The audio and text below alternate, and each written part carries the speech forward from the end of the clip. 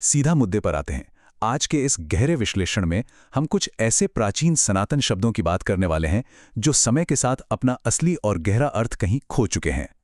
आज हम वेदांतिक नजरिया अपनाएंगे और इन शब्दों को डिकोड करेंगे ताकि समझ सकें कि हमारे मूल ग्रंथों में इनका असल मतलब आखिर था क्या। जरा सोचिए, क्या हम सब अपनी ही भाषा से धीरे धीरे दूर नहीं हो गए हैं? वक्त के साथ इन शब्दों के मायने इतने बदल गए, इतने विकृत हो गए हैं कि आज लोग इनका इस्तेमाल करने में झिझकते हैं या कहे तो शर्म महसूस करते हैं। जबकि कभी ये शब्द बहुत ऊंचे दार्शनिक विचारों को प्रकट करते थे। तो सवाल ये है कि क्या हम सच में अपनी जड़ों से कट रहे हैं? अब आगे बढ़ने से पहले एक नज़र आज के एजेंडे पर डाल लेते हैं। हम 5 अहम पहलुओं को कवर करेंगे। शब्दों का खोया हुआ सम्मान, लिंग और योनि के असल मायने, काम यानी वासना नहीं बल्कि इच्छा का सिद्धांत, तंत्र और शक्ति का यथार्थ, और आखिर में सही शिक्षा से इन शब्दों की पुनर्स्थापना कैसे हो। चलिए शुरू करते हैं। तो हमारा पहला भाग है शब्दों का खोया हुआ सम्मान। देखिए, मूल समस्या की जड़ यहीं से शुरू होती है। जब इतने गहरे और दार्शनिक विचारों को बहुत ही संकीर्ण या यूं कहें कि अश्लील अर्थों में बदल दिया जाता है तो लोग स्वाभाविक रूप से असहज हो जाते हैं। और इसी असहजता से बचने के लिए समाज अपनी ही दार्शनिक जड़ों से दूरी बना लेता है। इसी विकृति ने आज एक इतनी बड़ी भाषाई और सांस्कृतिक खाई पैदा कर दी है जहां हम अपने ही प्राचीन ग्रंथों के शब्दों का नाम लेने से भी कतराने लगे हैं। अब आते हैं भाग 2 पर। यहां हम लिंग और योनि के मूल ब्रह्मांडीय अर्थों को समझेंगे। सबसे पहले बात करते हैं लिंग शब्द की। इसका मूल अर्थ होता है कोई स्वरूप, कोई चिन्ह या फिर उस निराकार सत्य का प्रतीक जिसे हम अपनी आंखों से नहीं देख सकते। इसे ऐसे समझिए, जैसे दक्षिण भारत में हम रामलिंगम कहते हैं या उत्तर भारत में रामस्वरूप कहते हैं। ये वास्तव में उस अदृश्य सत्य का एक लक्षण मात्र है। अब इन दो अलग अलग नजरियों का अंतर देखिए, ये बहुत ही स्पष्ट है। एक तरफ वेदांतिक अर्थ इसे एक विशाल ब्रह्मांडीय प्रतीक मानता है जो निराकार ब्रह्म को दर्शाता है, और दूसरी तरफ इसका विकृत रूप इसे महज एक सीमित शारीरिक रचना तक समेट देता है। और सच कहें तो इसी गलत मतलब की वजह से समाज में इसे बोलने को लेकर एक बिना बात की हिचकिचाहट पैदा हो गई है। बिल्कुल इसी तरह चलिए दूसरे शब्द की ओर बढ़ते हैं। वेदांतिक ग्रंथों में योनि शब्द को बहुत ही सरलता से परिभाषित किया गया है।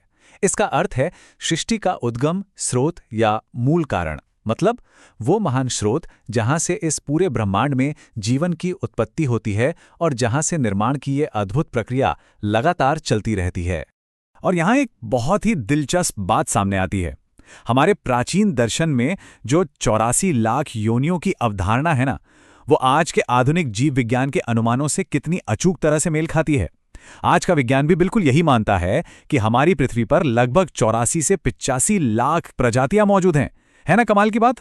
अब जरा सोचिए, इतने महान दार्शनिक विचार को कैसे सिकोड़कर रख दिया गया।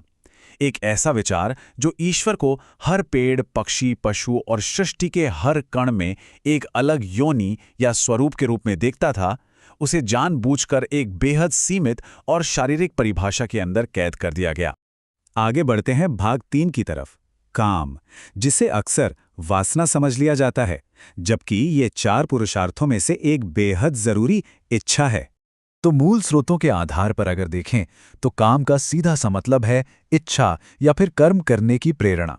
ये हमारे 4 प्रमुख पुरुषार्थों धर्म, अर्थ, काम और मोक्ष का एक बहुत ही अहम हिस्सा है। इसके अंदर सकाम कर्म यानी ऐसी इच्छा से प्रेरित कर्म जो हमें संसार से बांधते हैं, और निष्काम कर्म यानी बिना किसी स्वार्थ के किए गए कर्म दोनों शामिल हैं। असल में काम ज्ञान पाने से लेकर मुक्ति तक की किसी भी प्रेरणा को दर्शाता है। लेकिन दुर्भाग्य की बात यह है कि मानसिक, शारीरिक या आध्यात्मिक स्तर पर कर्म करने की इस बेहद स्वाभाविक और जरूरी प्रेरणा को पूरी तरह से केवल यौन वासना के रूप में पेश कर दिया गया।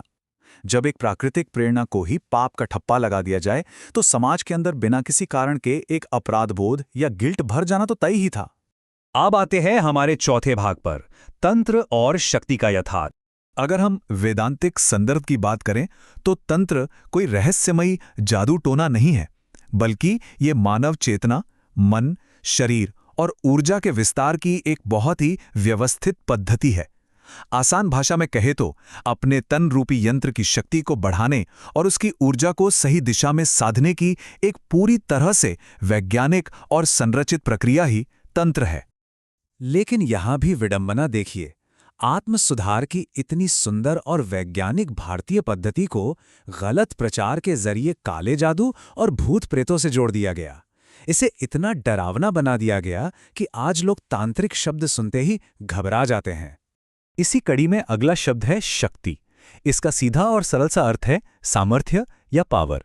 यह उस ईश्वरीय शक्ति की अभिव्यक्ति है जो निर्माण की ऊर्जा के रूप में इस पूरे ब्रह्मांड की हर एक चीज में मौजूद है। चाहे वो बरसते पानी की शक्ति हो, पेड़ों के बढ़ने की शक्ति हो, या फिर जमीन से उगते एक छोटे से घास के तिनके की शक्ति। शक्ति सभी योनियों से परे है और हर जगह विद्यमान है। और यहां भी वही संकीर्ण नजरिया अपनाया गया, एक सर्वव्यापी लिंग रहित सार्वभौमिक ऊर्जा को, जो दरअसल इस पूरी सृष्टि के विस्तार का कारण थी, उसे महज एक शारीरिक अर्थ में सीमित कर दिया गया और दुर्भाग्य से उसे केवल एक विशिष्ट जेंडर के साथ जोड़कर रख दिया गया।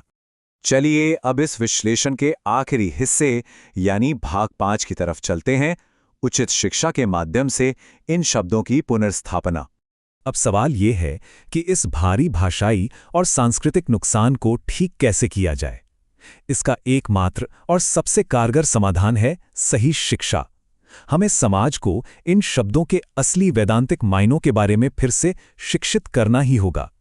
जब हम इस ज्ञान को अपनी आने वाली 2-3 पीढ़ियों तक सही ढंग से पहुंचाएंगे, तभी हम अपना वो खोया हुआ सांस्कृतिक गौरव वापस पा सकेंगे। और तभी हम महालिंगम जैसे प्राचीन शब्दों का इस्तेमाल बिना किसी झिझक के पूरे आत्मविश्वास के साथ कर पाएंगे। तो आखिर में एक बहुत बड़ा सवाल हम सब के सामने आकर खड़ा हो जाता है। क्या हम सब अपनी इस अनमोल भाषाई विरासत के भविष्य को सुरक्षित करने के लिए तैयार हैं? क्या हम इन प्राचीन शब्दों को उनके उसी मूल और दार्शनिक सम्मान के साथ वापस स्वीकार करने की हिम्मत जुटा पाएंगे? ये एक ऐसा विचार है जिस पर हम सभी को बहुत गहराई से मंथन करने की जरूरत है।